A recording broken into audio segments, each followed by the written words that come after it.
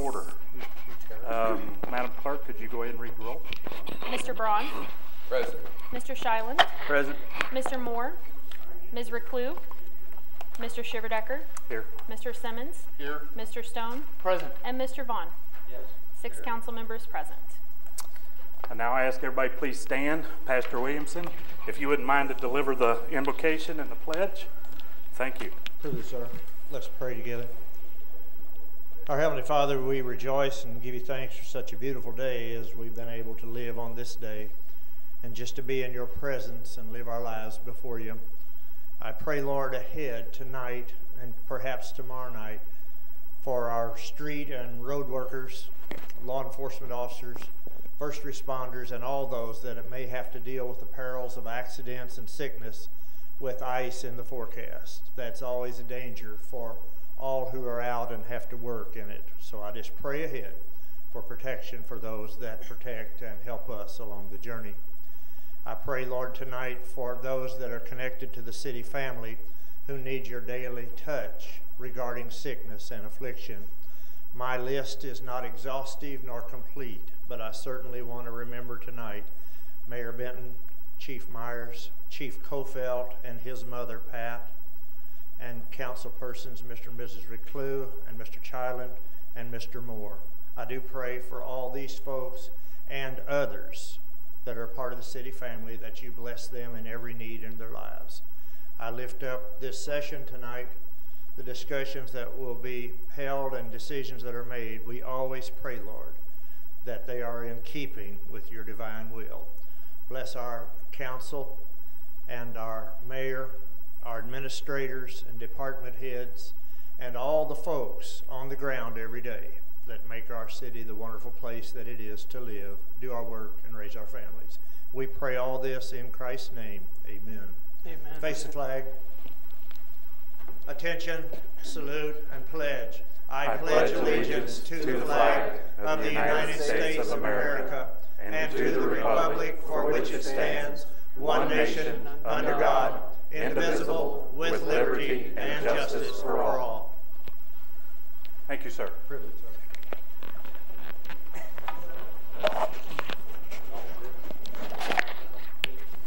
As we try to do every council meeting, we open the floor up for comments from visitors.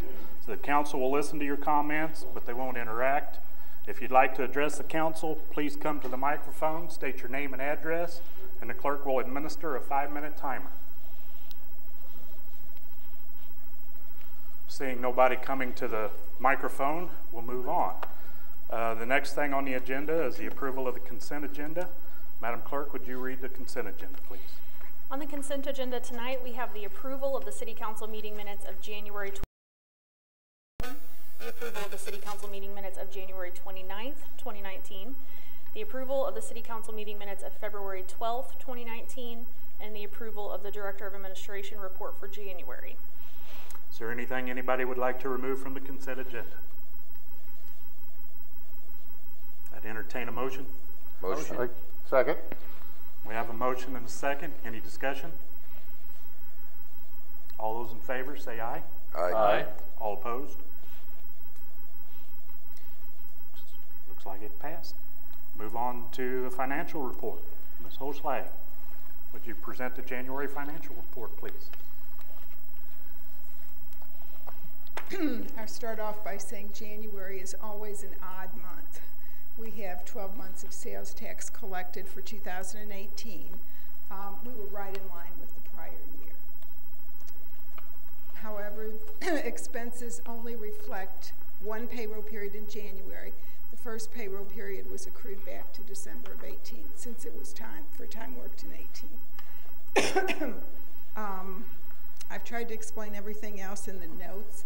There's no sales tax revenue this month. That was also an accrual back to 18, since it was for December collections. And I'd be happy to answer any questions anybody has. Did you, if I remember correctly, you said something about the taxes and the state? Yeah, I'm looking. Problem? Did you look? I'm looking into November, December, but that's a pretty time-consuming process. I started it today. I've only gone through November so far. And I've identified a couple businesses that I don't see a return for. But I want to see what December shows, which I'll probably get to tomorrow. Any other questions? Do we have a motion? Motion. I make. Second. We have a motion and a second. Any discussion? All those in favor say aye. Aye. All opposed? Move on to the next thing. Thank you. Next thing is unfinished business. Dennis, would you come forward? We're talking about the demolition incentive discussion. Okay, so we, I used your 2,500 limit, and we are going to base it on doing half of the cost of the demolition. We'll credit that. It'll be for residential structures only. The structures have to be without city electric for 12 months to qualify. All demolition work will have to be done in the year 2019, by December 31st, and it will be based on a first come, first served basis to qualify. Dennis, did we get clarification on from DNR? Yes, yeah, and I run everything by, I got a hold of the lady, Sonora Cressman, and we, as long as we're not doing the demolition, we would be, we would not be liable for any of it, as long as we're just doing a credit. No, it's concerning the asbestos abatement. Yes.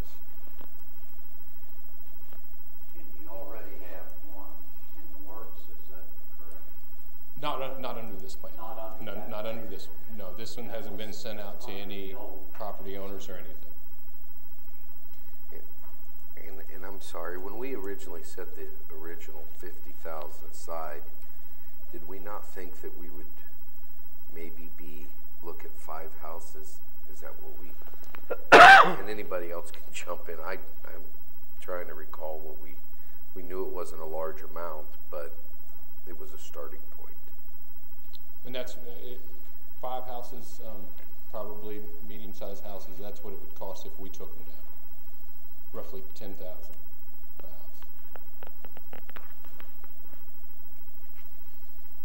But you're still balancing those houses that we do want to go ahead and take down and the city pay for. No, that's as not. As well as this opportunity.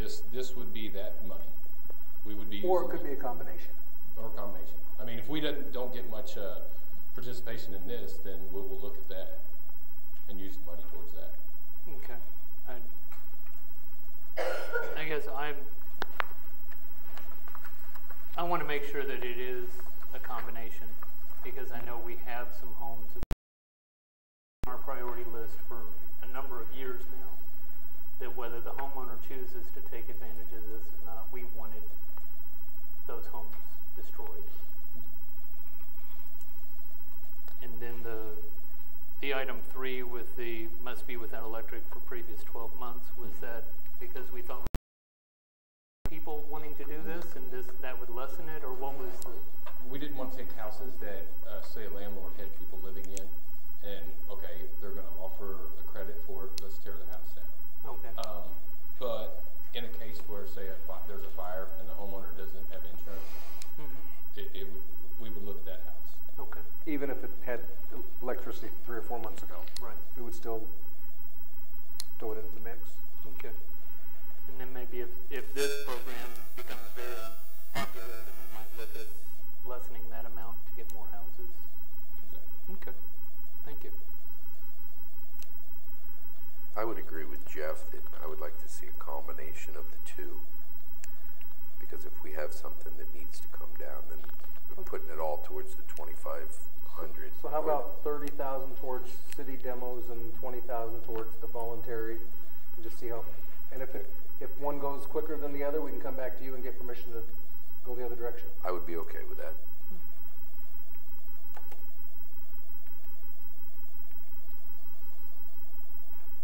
I'm just remembering the 9 that you brought to us.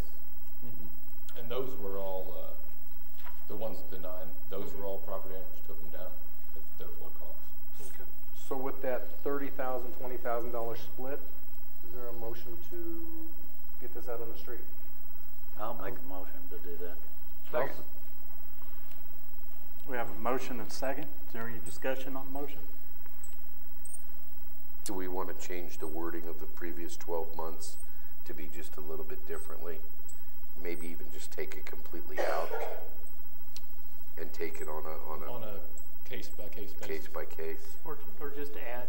Eliminate number 3.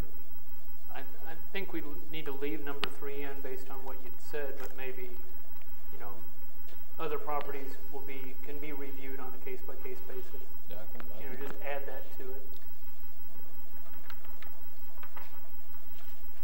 Like you said, if we take it out, then we might swing things the other way. Okay, so the motion was to allow for review on a case-by-case basis as well. Yes. Everybody Yes. okay with that? Okay, wonderful. Okay, well, we have a motion and second. All those in favor, say aye. Aye. All opposed? Looks like we're moving on to new business. Thank you, Dennis. You're managing this very well. New business Volkswagen grant update. At the end of this discussion, I'm going to be basically looking for a motion for the city council to authorize us to totally proceed.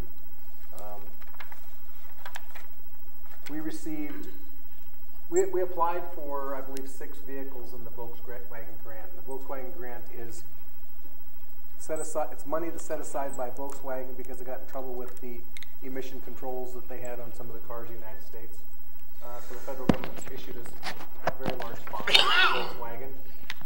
The federal government divvied that money up to each state to use as each state saw fit, based on the number of Volkswagens that were registered in the state. The state of Missouri has chosen to use that money to replace some of the older, very high polluting diesel vehicles that are operating in the state. So based on that, the city, there was a certain criteria on what years the vehicles had to be manufactured. We went through the list of city vehicles. I believe we applied for 6 different trucks to be replaced. The grant allowed for a 50% grant for the cost of an entire new vehicle, or 75% if you wanted to just replace the engine, put a newer motor in it. We chose the 50% replacement for the entire vehicle just because we couldn't see the value of putting in a brand new motor in a 20-year-old truck. We were fortunate enough to receive 2 grants. We received $78,000 towards the purchase of a new roll-off truck, and we received $50,000 towards the purchase of a new dump truck. We opened, because we already had one in the budget, we opened bids on a dump truck today. It came in, the $100,000 is going to cover it. I think the low bid was 97 something, so 50,000 we'll quite spend all the money. And we have run some searches for a roll-off truck, and we found one that's almost a twin to the one we just bought, but the guys don't want it because it doesn't have an extendable bed that extends down to the ground. And with some of the locations we drop some of our roll-offs in, with power lines and trees and structures, the operators felt that extending bed was very important. So we have not found a truck yet. We are supposed to issue a purchase order on the vehicles, one of the grant requirements, within 45 days of grant award. And the grant award was probably 6, 7, 8, 10 days ago? 10 days ago? So we're getting to the, we need to get moving on that. But I think Kathy and the purchasing department are working on it to identify a vehicle and get the specs together to where we're going to be able to, we can issue a purchase order. We do not have to take delivery in that 45 days. What else can I tell you? Is it going to be Is it gonna be like the one purchase order that we had out and we get caught where they say they wouldn't honor? I don't think so. I hope Okay. not. And we've been in contact with the grant authorities, and we've asked them several questions on. Another grant requirement is we have to notify them 2 weeks. We have to destroy the trucks. We have to put I believe it's a 3-inch hole in the block, and we have to cut the frame. So the truck will be effectively destroyed. But on the other hand, you know, we can strip it of the starter and the tires and the wheels and alternator. We can take all the parts off if we want. The bed or the box, if it's still worthy or usable. You can sell the rest of it as scrap. We can sell the rest of it as scrap. So what I guess I'm looking for from the city council is, let me tell you a little bit on funding. Solid waste truck, that's $78,000. We are later in the meeting going to be looking at somewhat of a price increase for some of the commercial dumpsters only on solid waste. But the solid waste, they do have a fund balance that would be adequate to cover their share of the grant. And on the other truck, Kyle had $140,000 in the 2019 operating budget. If he spends $50,000 or $100,000 on this truck and gets it back, then we're going to plan on using the remaining funds that he has left over from his truck to go towards the purchase of a street sweeper. It's actually all coming together quite nicely. We will also use some of the stormwater funds, and we might go to the general fund for some of that. But before we do any of that, the city council will give its blessing on the street sweeper. But I guess what I'm looking for tonight is the city council's approval to proceed with the purchase of the grant awarded vehicles, being one roll-off truck and one dump truck that meet the grant guidelines. So the roll-off truck is going to be a new one? It would be a new roll-off truck. That's less than 100,000? Oh no, the roll-off truck's going to be about 150 to 155. So the grant's taking 40%? No, the grant's going to pay up to $78,450. Oh, for the right, roll-off wrong truck. Okay. And I think, and based on the reason we're a little over, the truck itself is going to be about 150 to 155,000. Okay. But here for the past few years, we've been buying the 5-year extended warranty, and that's been running about $4,000. By the time you add some of that together, we're going to be up around that $155,000, $158,000 range. That's how we came up with the numbers.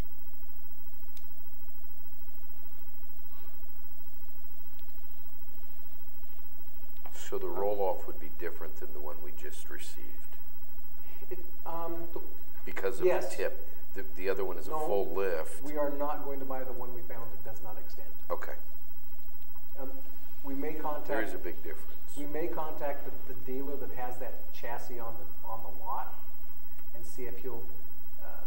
The two brands are Galbreath and Galeb, something like that. They're pretty close, and I believe we want the Galbreath bed. And if that vendor can swap out the bed and put the bed on it we want, yeah, we might go with it.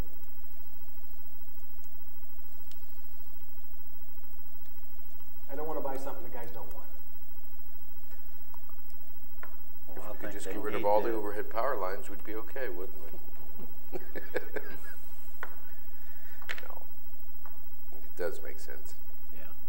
The extended beds that go all the way down are way nicer and easier. So I'll make the proposal that we go ahead and use the 2 grants to purchase a roll-off truck and a new dump truck. And I'll second that. We have a motion and a second. Is there any discussion on the motion? Do you think what are you thinking of the timing on the street sweeper purchase? I mean, Kyle and I have talked about that a couple times in the last 2 weeks. I think they're putting the specs together, and you're looking at a state bid, and the state bid vehicle was at a 260. The state bid was close to 270, and we got them come down to 250. So within 30 days, hopefully we'll be coming to the city council with a proposal on the street sweeper. Is that a new one? That'd be brand new. is there any, I'll use the word concern? Is there any concern about going ahead with that purchase now versus waiting based on this year's financial budget and projection? No, I'm good. I mean, any worry that, well, maybe we could wait till the fall to buy this to make sure we've got the money where we need it, or any of that? That's what I'm trying to ask. The street sweeper we have is, they actually took it apart last fall and came up with $25,000 or $30,000 worth of repairs, and we didn't think it was smart to put $30,000 into that street sweeper, so we just had them put it back together. Right. And it's estimated we're going to get 20,000 trade. That's 20,000 trade, the way it sits. Okay. So I'm just asking about spending. If we need to wait on spending, or does it matter? We need a street sweeper. Okay. You're in dire need of a street. We need a street sweeper. Okay. Will it be similar to the one that we had here on display? Yes. Or will it be self-dump? No, that was the Nighthawk. No, it's not going to be like the Nighthawk at all. Okay. No, it's not. It's a.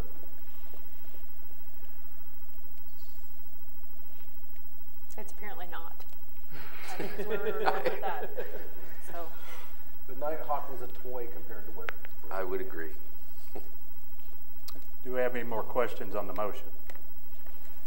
All those in favor say aye. Aye. All opposed? Move on. Old Brick Warehouse. I've had two gentlemen in my office asking for the brick and the block and the rock. And I do not have the authority without city council permission to dispose of it. I'm asking for the city council. It's not going to bring in $10,000. So I'm not worried about us having to do a surplus auction or a surplus ordinance declaring it surplus. But I'm just looking for the city council's blessing for myself and staff to come up with an appropriate way to advertise and or dispose of the brick and the rock. I have contacted the brick district. They are interested in some of the Fulton brick like you received at the council meeting. I think they want to sell them downtown as a fundraiser, and I would give them first dibs on anything they wanted, with some time frame to get them out of there. But then some of the old limestone and some of the block and the rock, people are wanting it for fill and or decorative items. I'm just looking for the city council's blessing to allow me and staff to figure out a way to dispose of it as cost effectively. And there's nowhere we need as a city any of that fill. what do you think, guys?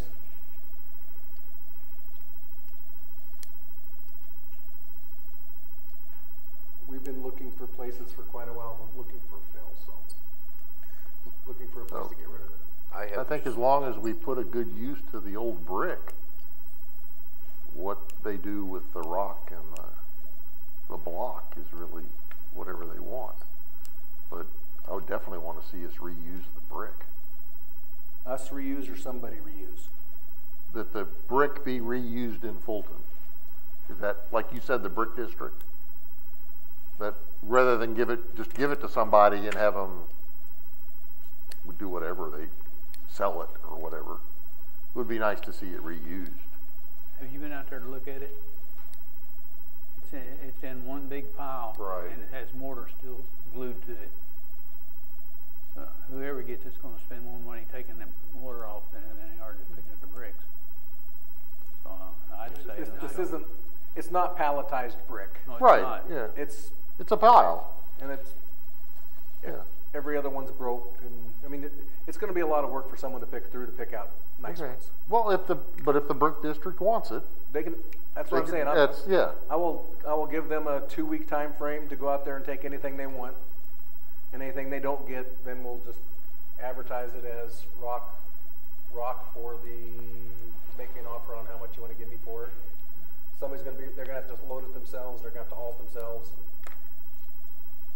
That's a job. Would we have an issue with them out there working in a rock pile, and what kind of liability if we just let free willy-nilly run out to grab brick?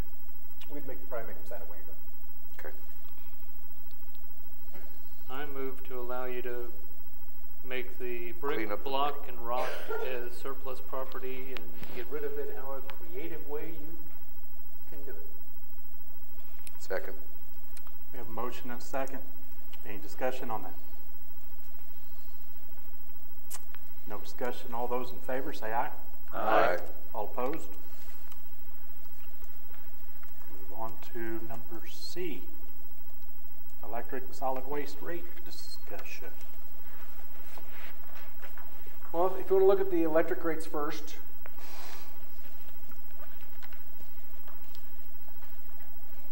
one thing I want to start out by saying is this is residential only. This is not commercial. This is not industrial or manufacturing. There was been some talk about looking at the industrial and manufacturing rates, but some of the changes we would be looking at in the industrial and manufacturing rates would, I believe, lead to some big winners and to some big losers. And before we went across that bridge, we want, Kathy's getting some new software that you guys approved here a while back that'll be operational in 6, 7, 8 months.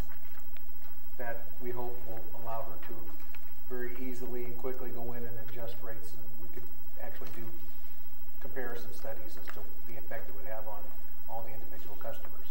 So there's deliberate thought behind the process that we're not talking about industrial and manufacturing at this time.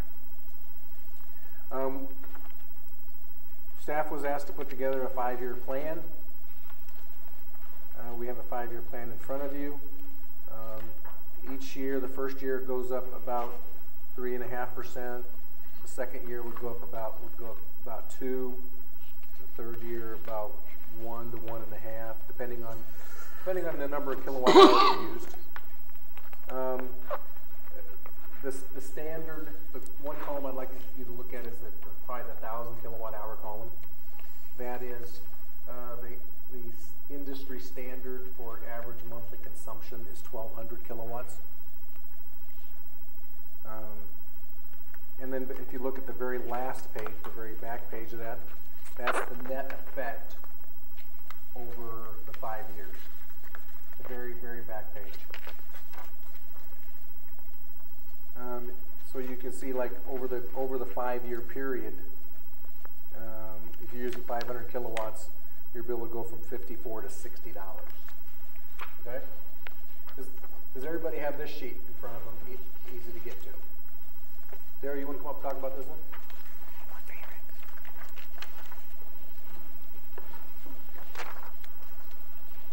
And this is all for discussion tonight and for your thought and review. There is no ordinance prepared for either the electric rates or the solid waste rates that we're going to be discussing tonight. And depending on comments and concerns of the City Council, there could be an ordinance on the next council agenda. So we're not taking any action tonight, but we are listening and looking for recommendations. Okay, Daryl, if you want to go on to this one. All right, what we did on this one is we compared ourselves to other cities and other electric providers. And you'll see it's kind of divided up into 3 different column sets. The far right one is your very, very small customer, your 500 kilowatt hours per month, summer and winter. And we did do summer and winters because some companies have different rates for the summer than they do the winter. The middle columns is what Bill was saying, what was the national average at 1,200 kilowatt hours. And then the first column to the left is your typical house here in Fulton. In fact, it's my house. That's my numbers. So, and then what we did is we sorted them, and then you can see Fulton's current rates is on line 2. With the first year increase, you can see we dropped down to the number 5 position, and then in year 5, we're still above. We're about halfway down, and that's if none of these other utilities have any rate increases in the next 5 years. So we was trying to make sure that we was staying competitive. We did compare ourselves to some of the cities that have kind of the same mix we do, which Carthage does. That's one reason Carthage is on there. They take power out of Sykes and they got power out of SPA. They kind of look like us, just in different parts of the country. We also got Ameren on there and some of the co-ops. So that's kind of give you an idea of where we rank amongst the other companies that supply the power. Is the power just is it so much different than how we get and manage our power, or is there a reason why we don't? That's because it's not a municipal. It's an Ameren. It's okay. Ameren town. It's an Ameren. It's Ameren. Okay, thank you.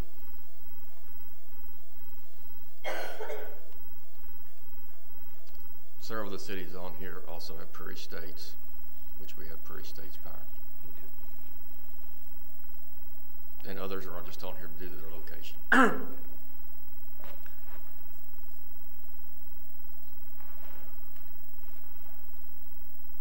Just as a general question, where are we at with, I guess, covering our cost, covering, usually when you're looking at an increase, it's because you're looking to make sure that you're covering your costs, you're covering, equipment purchases for the future, that sort of thing. What's the driver? Okay, one of the drivers is toward the end of last year, the turbine at the power plant, the generator, in which we haven't spent any money on the generator part of it since like 1972. We have the engine part, but not the generator part. We had some bearings that went out of it, and so they had to make the bearings, and they had to make the seals, and we spent probably between $70,000 and $100,000 on that unit. Once we get it back together, we're still waiting on the seals.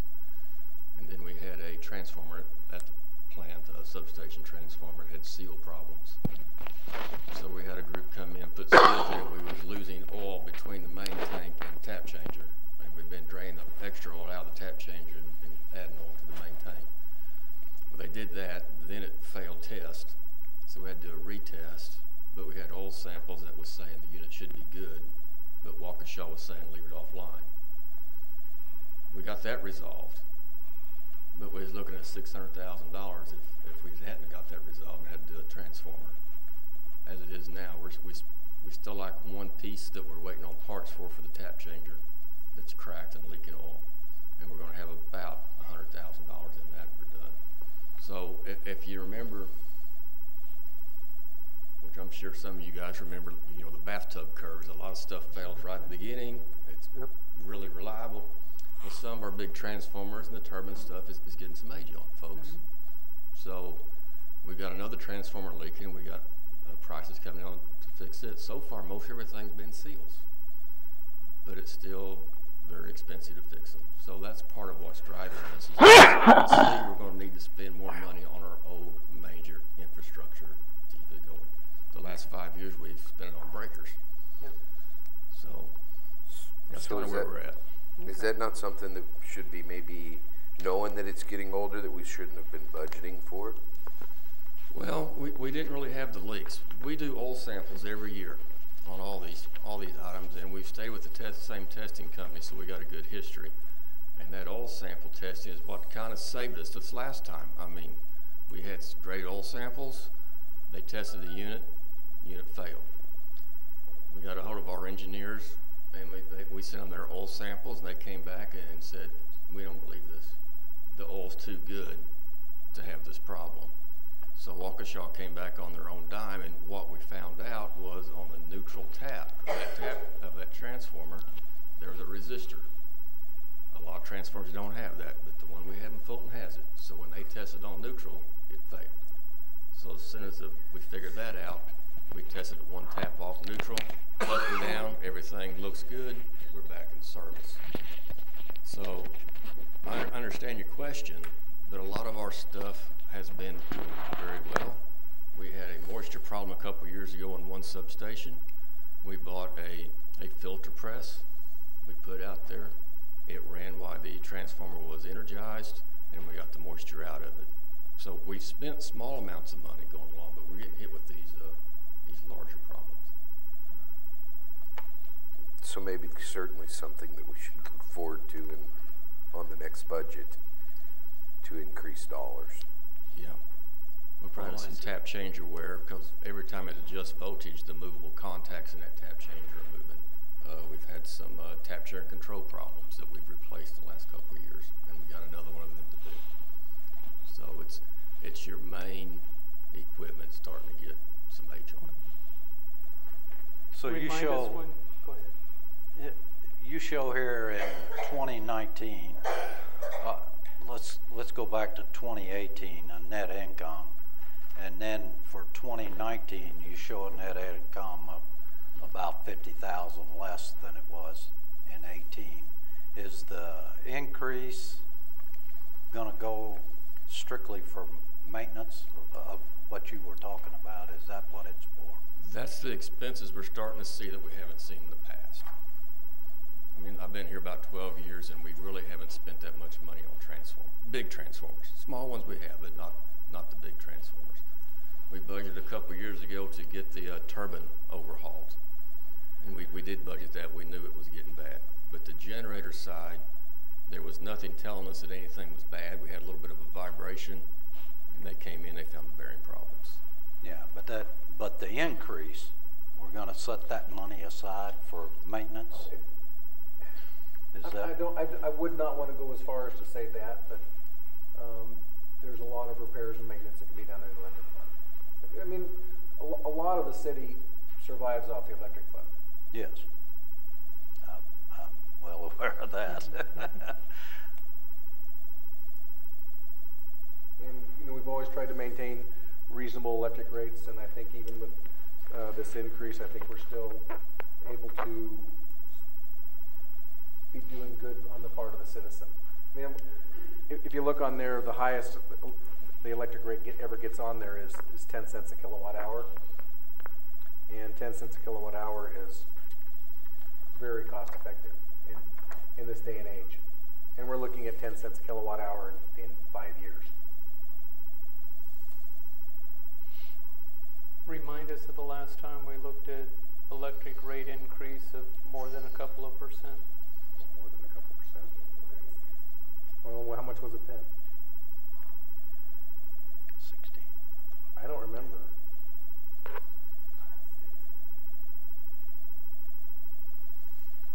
I don't remember the amount. Oh, yeah. So 3 years ago was the last time we even did any type of electric increase. Yeah. And even if it was 5%, now we're looking at maybe a 8 to 10% increase over the next 5 years. Okay. Yeah, but the thought is to do it in small steps so you don't really hit it. What I'm saying is a positive. My statement is this is a very positive thing. We haven't had a rate increase in 3 years, and we're looking at a very incremental increase over the next 5. I mean, that's a very positive thing for the citizen. Just based on the projections we show here, if you just look at rate at year 3 and use 1,000 kilowatt hours, your utility bill would go from $107 a month to $108 a month, which I don't think most people would notice that. A little earlier, I was discussing with Bill about the percentage that we were raising the rates, and I'd like to, just for myself, I'd like to discuss maybe taking the first year and not raising it 3% or 3.7% increase, and defer that back a little further. Quite as much the first year. How do you feel about that? That's what we're here to talk about. Whatever tweaking that you all would like to do to it. I mean, we kind of put together what we felt was fair and what you guys and gals asked for. And I think the whole amount I'm satisfied with, but okay. I'd kind of like to see maybe be deferred. You're okay with the back page, just the how we get there. How we like get there down from here, yes. Richard, that can be accomplished very, very easily. And it's up to the rest of us. I mean, just throwing that out for discussion. No, I mean, even if we were to take years 1 and 2 and swap them, year 2 is less than a 2% increase, and maybe do that the first year instead of the second year, and then do that 3% increase. However you want to stair step it, but like maybe Richard said, maybe ease into it just a little bit more. If we accept this, when does this take effect? Probably 3 months after 2 to 3 months after the final read. So we will go in effect this year. Yes. Yeah, yeah, I kind of maybe agree with Councilman Stone's theory, you know, swap year 1 and 2 out, and that way people won't get quite the sticker shock. This time. So was the higher percentage in the first year, was it based on your projected maintenance costs? Because we need $500,000 or something? No. We was looking at the end, the 5-year, how to get to the 5-year. And we was backing into it. And depending on how you change the meter fee, your base meter fee per month, which years you put that in, kind of lose some of the percentages. Is that a fair statement, Bill? Yeah, I was just going to, on the front sheet, if we, right, you can see we go from $9 to $11 just on the base fee. Yes. If we roll that back to $10 the first year, well, that means your bill's going to go from $54 to $56 on the 500 kilowatts. So that's going to drop it back to 2% or less than 2%. So I mean, that'll be the first move we make, and then we'll build it in over the next 4 years to get to the same about 10% over 5 years. Easy to do. So do you have what your income versus normal expenses are for each year based on this? We do, but these new costs that we're seeing, we haven't been seeing.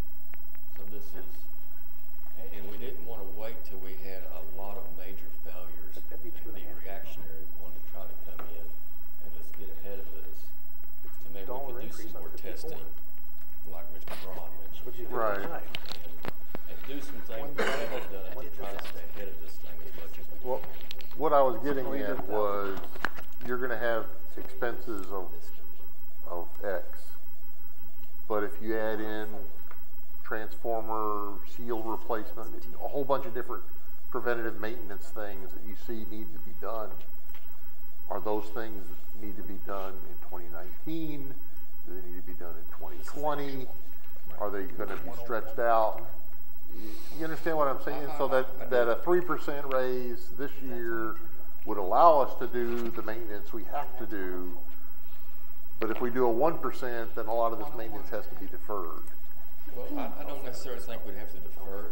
I think that, like, if we have to fix the other transformer again this year that we're getting quotes on that's leaking, you know, we may spend monies in 19 out of budget with the hope to collect them in the next year to make it back whole.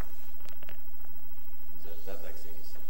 Oh, it does. We'll probably be over. Not the way you want to do it, but yeah, we'll probably over budget some years to try to keep things going with the hopes of bringing it back the following year. But a lot of these things, until Waukesha or whoever gets the bid opens these transformers up, we really don't know how much we're going to spend. Last time they brought what they called an overhaul box kit. And they brought everything in, and they only charged us for the parts they needed out of the box. We kind of had a not to exceed if we got to buy the whole box. But that's how they did it last time.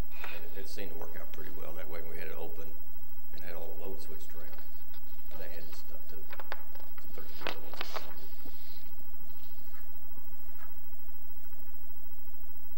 So massage the rates a little bit and bring it back to you as an ordinance form next month, next council meeting? no, that sounds reasonable. All right. I hate to see increases of any kind, but Fulton does have some of the lowest total power and utility bills around. I mean, I do understand it.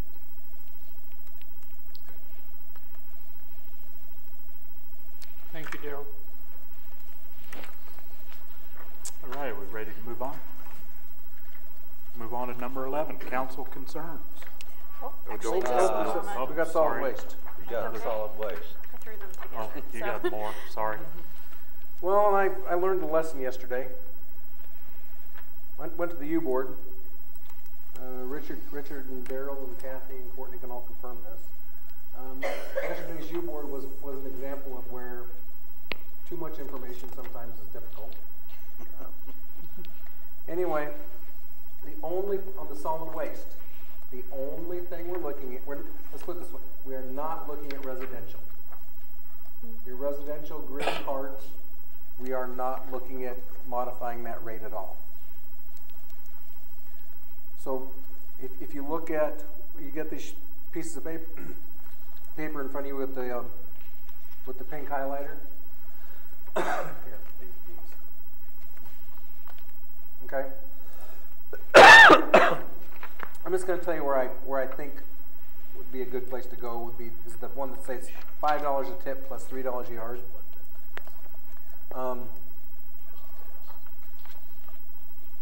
That is actually a formula on the ones that are on this sheet here. This one's handed out.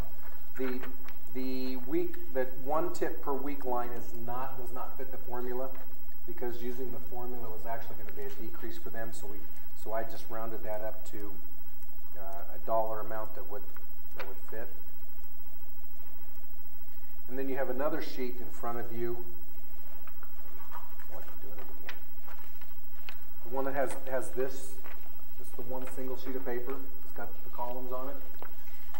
Are we going to the packet papers? No, you're going to the ones that were provided tonight. Got it. So he's looking. Thank you. Okay. If you look at the bottom, think of this as being thirds. The left-hand column is, it says 2 yards, 1 tip a week. Well, if you're just starting at the top right there, we have 129 customers that get 1 tip a week. They're currently charged $50. That's currently bringing in $77,400 a year. Going across, if we raise that to $55, it'll bring in $85,000. And then the next one is, if we raise it to 55, it's going to bring in $85,140. Just because that's not a formula number, but rest of them down, you'll see it goes up. The $3.25 a yard, I think, is just a little bit too high. But if you look at the bottom of the sheet, at the bottom of the first column, you'll see where currently it brings in just short of $700,000 a year, $696,840. If we go to the $3 a yard plus $5 a tip, it would bring in an additional $53,574. And if we went to the $5 a tip plus $3.25 a yard, it would bring in $97,000 extra. And in your council packets, I believe, Courtney, was there not a sheet that showed and I included in there too the documentation, going back to the other forms, where the Columbia rate and the Jeff City rate. And we are, even at the new rates, we are significantly less than City of Columbia, and in most cases, we are quite a bit less than Jefferson City. I'm not sure if you all got those documents, because again, we were talking about maybe less is more, but I have them and I'm happy to send them out to you so that way you can see where Bill came up with his rates. So I can definitely email those out to all of you. But the rate increase is to bring the solid waste department to a break-even point. Closer to break-even. Yeah. Yes. Now, because we bought that truck at the end of last year, and then buying that truck at the end of last year put the solid waste about $165,000 whole. And the truck was about $150,000, I believe it was $151,000. So if had we not bought the truck, we still would have lost $14,000 or $15,000. But the solid waste vehicles are high maintenance, high dollar, very expensive pieces of equipment. And we have another new front loader in this year's budget at, I believe, $225,000.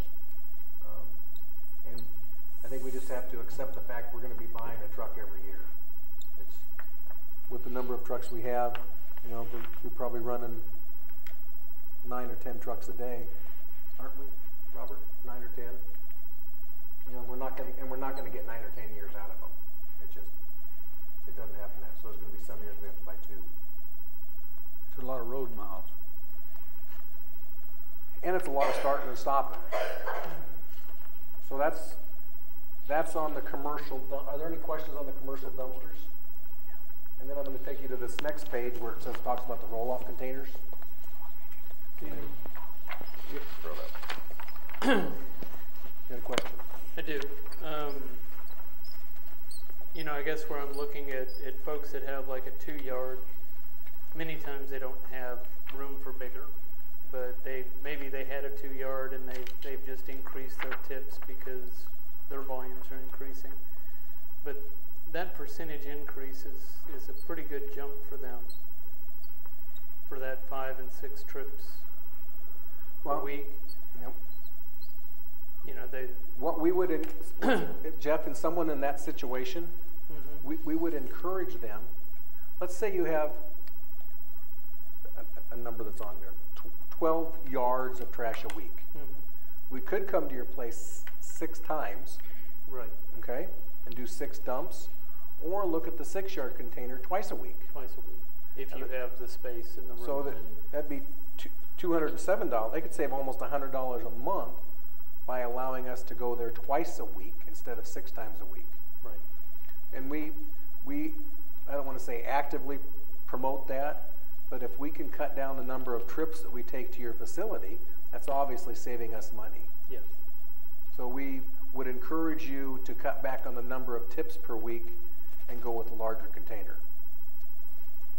Bill, does that mean we have to have a bigger truck, bigger horsepower in order to do that? I can't hear you. Does that mean that we have to buy something that'll handle more horsepower? No, we have the equipment to handle all of these. So what we've got is adequate. What we have in purchase is adequate to handle all of these loads. Okay.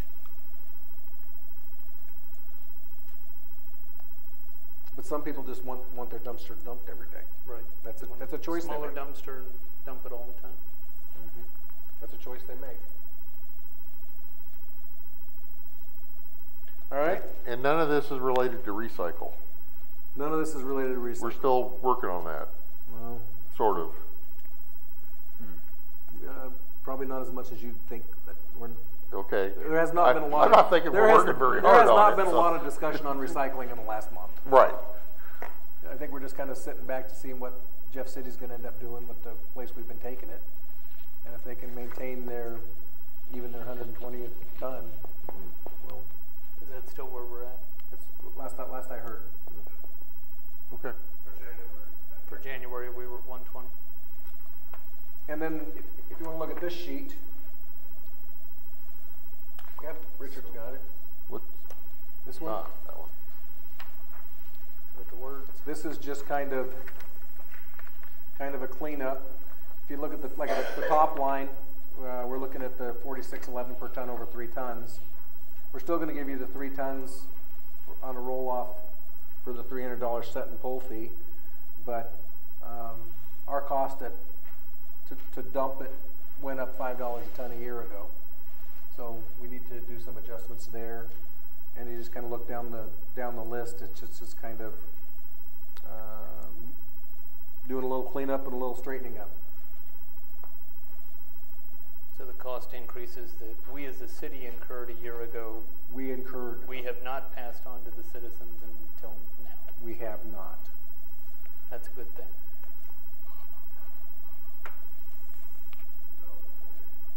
Yeah.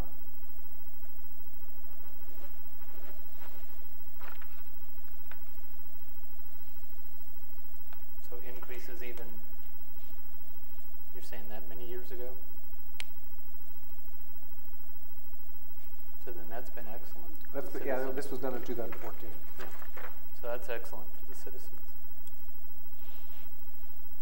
Anybody got any questions on any of this? I guess just going back to looking at the tip, and I hear what you're saying, Bill, about going to a larger dumpster. But like Jeff said, if they can't physically go to a larger dumpster, then the tip fee really starts getting to them in the 3rd, 4th, 5th of the month. So,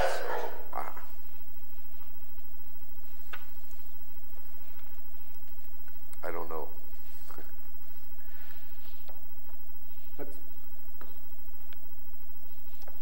I'm not saying increases don't need to happen, because everything goes a little bit, goes up.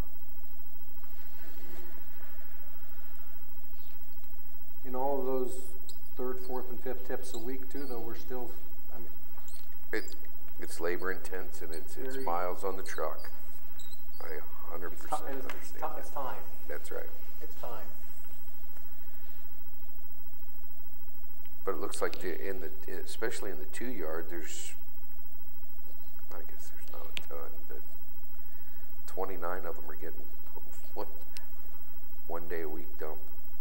I mean, 5 days a week. Yep.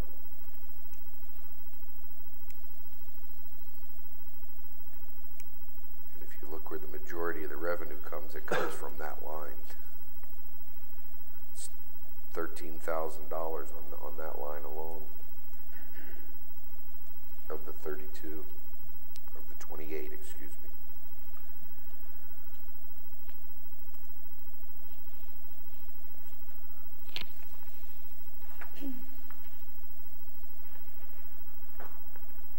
Well, it's almost like anything else. You adjust your price structure to try to encourage your customers to go to a lower alternative, both for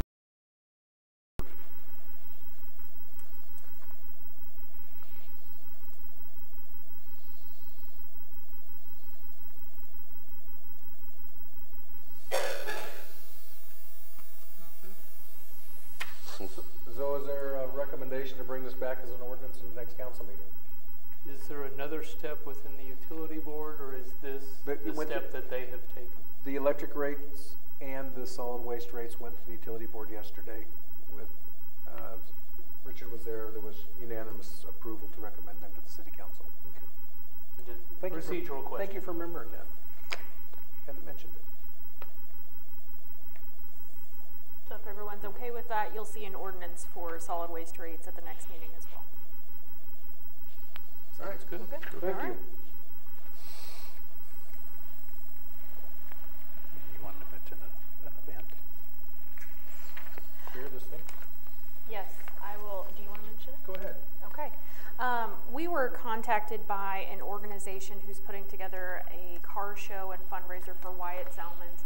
He is a local child that has been diagnosed with terminal brain cancer, and they were requesting to use the Callaway Electric Loop for a car show and fundraiser in early May. According to the organizer, they're on kind of a time crunch in order to get this thing organized given the circumstances. So I talked to Bill and Chief Kofelt and Chief Myers to see if there were any concerns with us going ahead and allowing that street closure and allowing them to have their event. As long as there's access for emergency vehicles, which there will be, and as long as Callaway Electric has access for their trucks, which they have already given permission for, there wasn't any concern on the city side. But Bill definitely wanted you guys to be aware of this and to see if anybody had any concerns. We weren't able to get them here at tonight's meeting since we didn't hear about it in time. I guess the way I put it, if it causes anybody on the city council heartburn, let us know. It was And what loop? the loop out of Callaway Electric. Oh, they want to close it, yeah. Mm-hmm. And they have gotten permission as far as using Callaway Electric's premises. They just, because it's still a city street, they definitely want to make sure that they went through the city for permission as well.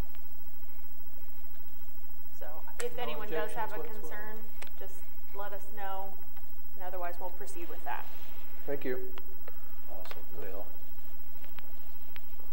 We have that as a resolution. Oh, you do have? Yep. Okay. Speaking of concerns, let's go to council concerns. Councilman Bond, did you have anything tonight? Yeah, I've got a couple of things. In the last few council meetings, I know several of us have expressed concerns about the council not getting information we didn't think timely, and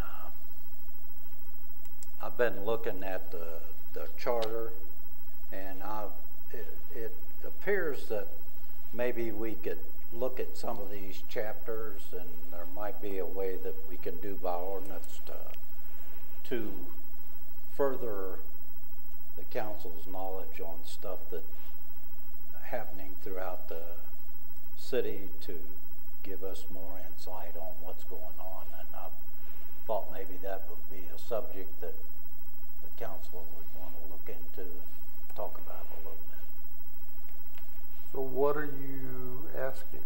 Or what, when you say, you're like the different events that are going on, or? Well, just different committees,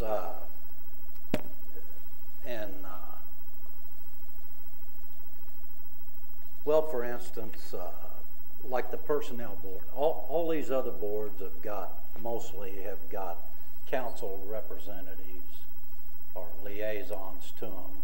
We don't have one on the personnel board. There's other commissions that we have people sitting on. And I just thought that would be maybe the council's to let us know maybe a little more firsthand stuff going on. So, you know, if we had a liaison to the personnel board, or maybe even setting up a board with the fire department and the police department, might be worth talking about. And I don't know that I'm 100% right, but I think that even though this is a city charter, I think you can add to it by ordinance. So by the charter, it would have to go to a vote of the people. So we would put forth an ordinance to put something on the ballot, and then everyone in the city would vote if we wanted to amend our charter. Now, some of those things aren't necessarily in the charter, some of the things you're talking about, so they could be amended by an ordinance if they're just in our code. That's what I mean. We're really not taking anything out or adding, just, and it could be done by ordinance. If it's in, right, if it's in our code, yep, it could just be done by an ordinance. Yeah, that's what I meant, in the code. Right, okay. Okay. But just to kind of give a little bit of information on the personnel board, in the 23 years I've been here, I think they've only met 3 times. But I mean, so having a city council representative, I don't remember what the charter says about the personnel, just that we have one. But having a city council liaison on there would not be a problem at all. Yeah. But they don't, like I said, they've only met 3 times. And I've went back and just looked. I couldn't ever really determine one way or another. Was there ever a fire board or a police board? Not to my knowledge. Commission? No. Not.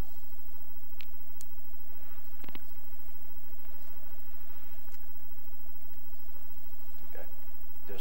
Just something for discussion. Do you have anything? That's all. Councilman Braun. Just do we have any plans or updates on security? We did have in the budget that we were going to be making some adjustments to City Hall. We talked about the utility window, doing some maybe safety glass there or something for them, and maybe it's more windows than that within City Hall. I think it's, do we have any updates on where the security for Courtney, you were here last week while I was gone, so. Yeah, so last week, Robert and I and Jeremy, who's over our building grounds, we met with a gentleman who's going to be responsible for putting in security to our internal doors. All staff members here at City Hall would have basically a card that they would scan in order to gain access to the internal areas. And that's something we've really been working on and looking at for quite some time now. And this gentleman, I believe we have some experience with, he did some of the security at the warehouse facility. So that is actually underway now. Jeremy's working on everything to get that set up so that he can come in and do the security install.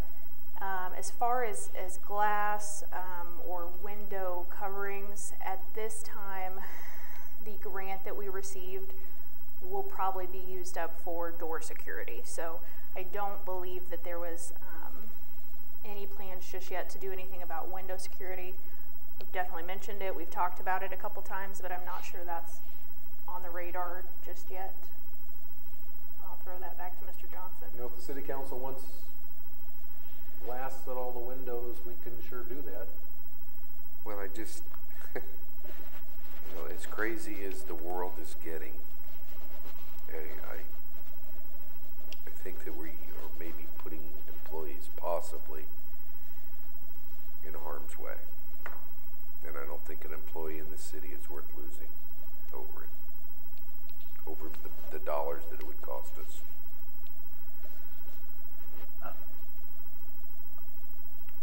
Are we talking about all the windows in City Hall, or were we just talking about the window at where the ladies work? And well, and I thought about that, Richard. Do we put the only at the utility, but then you have the city clerk or the help me out, Courtney. Municipal court. Municipal court. Yeah.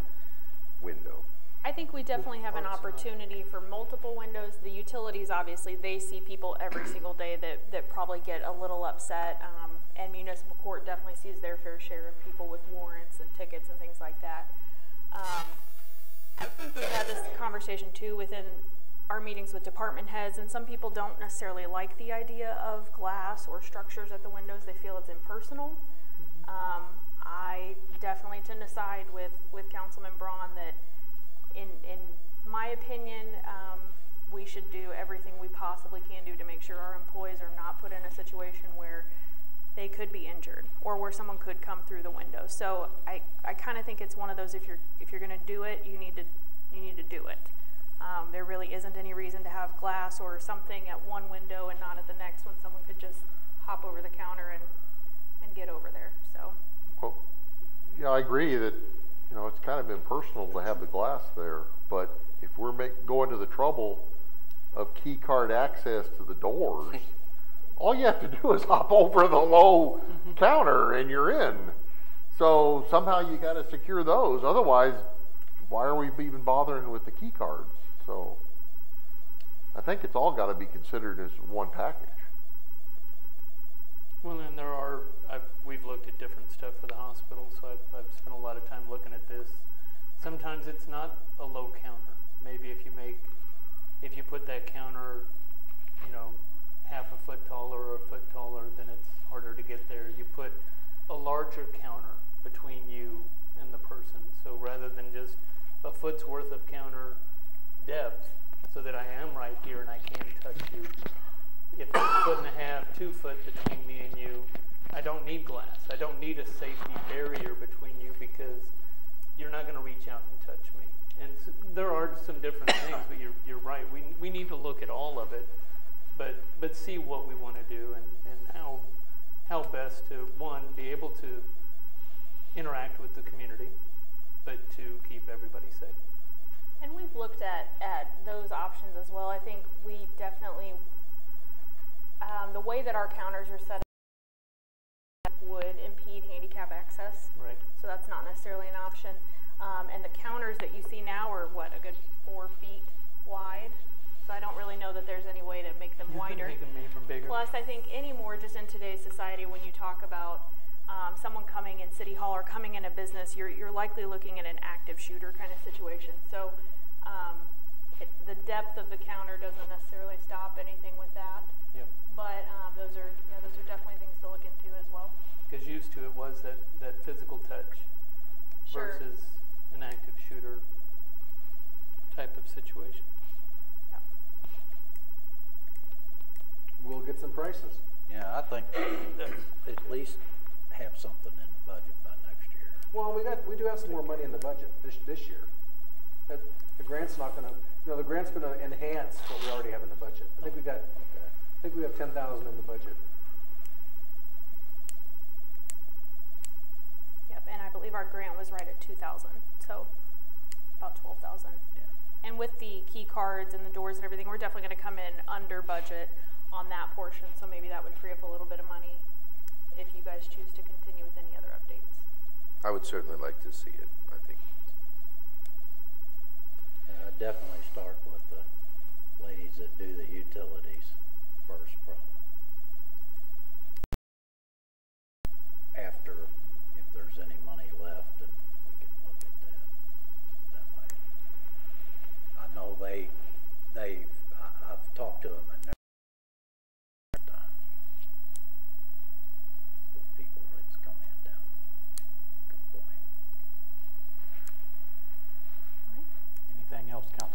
Yes, I do have one more thing. I know I had asked Bill, and he didn't have any idea, but if I could potentially get some updates on where we're at with Mr. Schrader on hours and dollars spent, that would be wonderful. Right.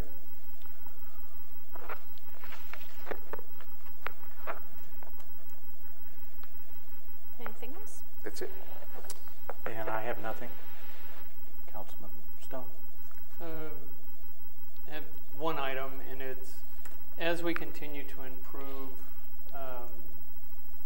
the stretch of road, between Family Video and Ovid Bell, and I know we're looking at putting a lot of the utilities underground.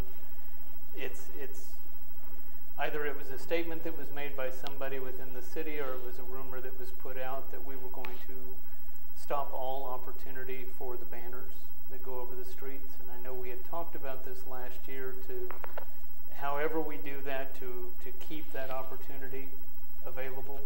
I mean, that is a huge communication item for this community. And so if it's in the plans that we will not have any poles available in that space, then I think we need to revisit that. And if it is just a rumor that we are planning to continue putting a banner over Bluff Street for community communication, then we need to get that out, get the right message back out to the. There currently is not plans to have banners. Then we need to. I would like to suggest that we discuss that again. Because my memory was that when we discussed it last time, we were going to keep that option available. I remember that conversation, and you're right. We discussed it, and we thought we'd have to put up at least two poles at certain locations for it to happen. But yeah, we did talk about it. We will work to try and figure something out. I thought we were talking about an electronic sign now somewhere. Well, there was one discussion about here at City Hall to have an electronic sign. That is in the budget. Yeah. Is that in addition to the banners across the road, or is that in lieu? I was thinking that was in lieu of the banners across the road. And I thought the discussion was it was going to be in addition to. Okay. The ban, I heard from 4 or 5 people, because I guess the word went out through some of the different community groups, and it was, this is how this town communicates, is the banners across the road. And if the city's not going to support that, that was going to be a major impact to some of the groups that use that to communicate their events. It was seen as a huge negative if we do not offer that opportunity.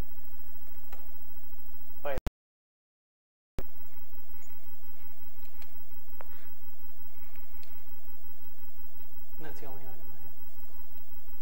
Councilman Simmons. Don't have anything. Councilman Shalley. No. All right, then we'll move on to resolutions.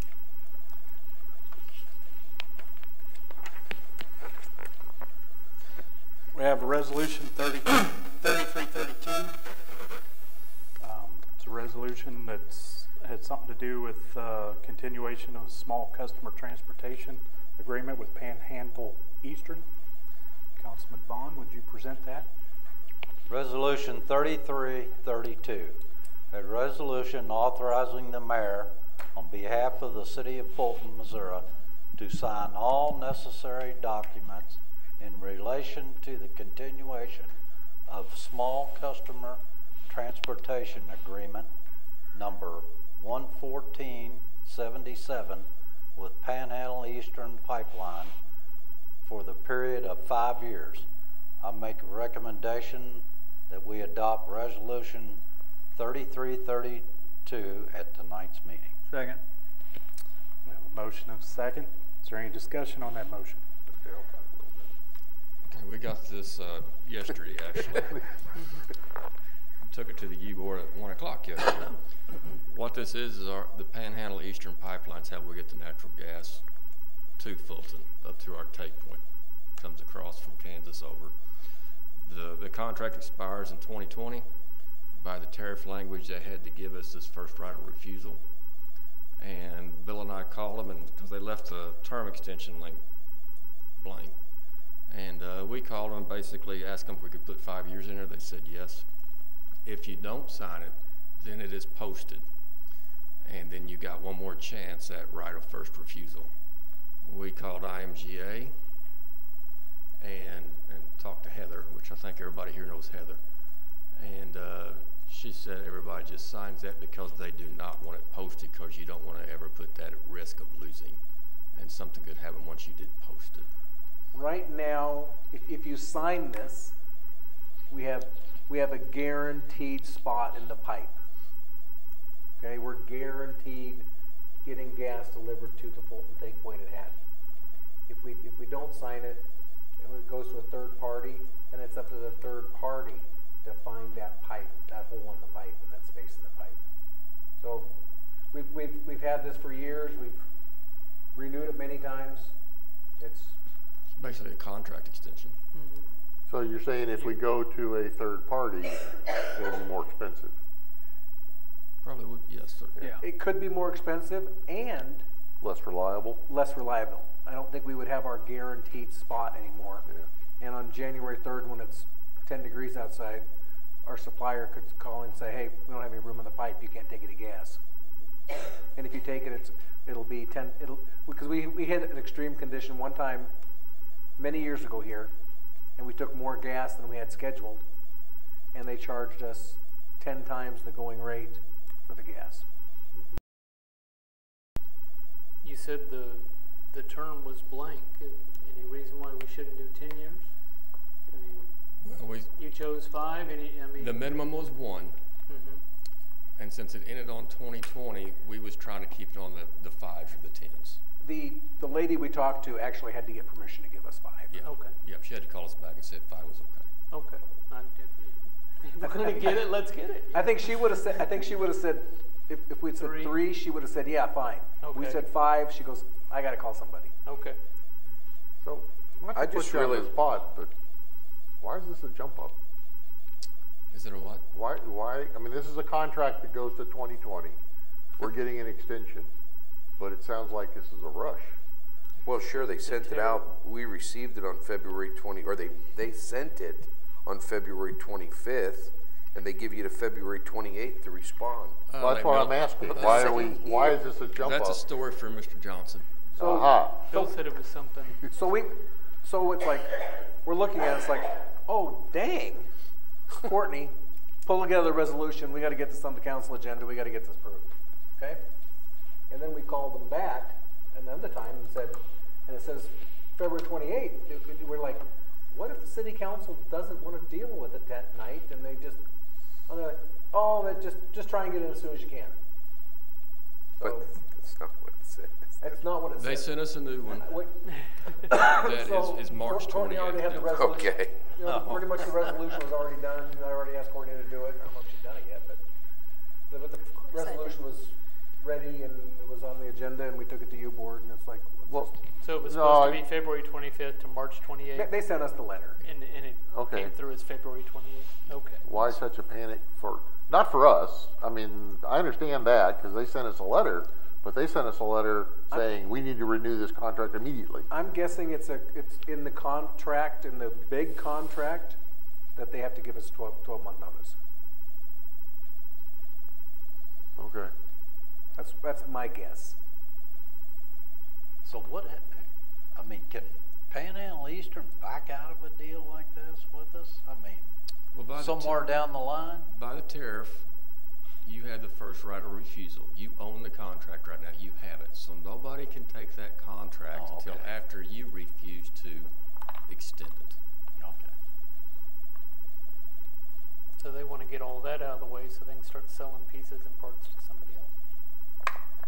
Yes, and know If we were going to refuse it, then they could go out and find somebody. and know what to post. To the highest Yep. bidder.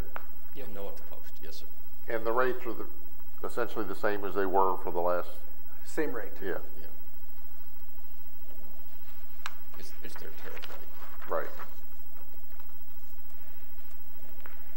Any more questions? All those in favor say aye. Aye. All opposed? Resolution 3332 is passed. We have no ordinances tonight. announcements? Yeah. The first announcement that's on tonight's agenda is about a meet and greet for candidates. That has actually been canceled since the time you received this agenda, so disregard that one. It will not be rescheduled due to some scheduling conflicts. But next, the next city council meeting will be held Tuesday, March 12th. We anticipate there will be a work session at 6:30. We've missed the past couple ones. And then regular session would follow at 7 unless otherwise noted. And then final announcement, the annual IMGA meeting will be held March 18th through 19th in Springfield, Illinois. I believe Bill has sent out some information to all of you. So council members who want to attend that event need to RSVP with me no later than this Friday the 1st and let me know whether you plan to attend or not. I think that's it. Just a follow-on to the Meet the Candidates event. While that specific event was canceled for March the 4th, the Chamber has invited all candidates to come to the Business After Hours that is scheduled on March the 12th to give an opportunity for candidates to interact with the community at that event. That was going to be my question. Where's the chamber going to give us another opportunity to talk to the candidates? Business After Hours between 5 and 7 on the 12th of March. And that Business After Hours is being held at Fulton Ford. There is no need for executive session. Second.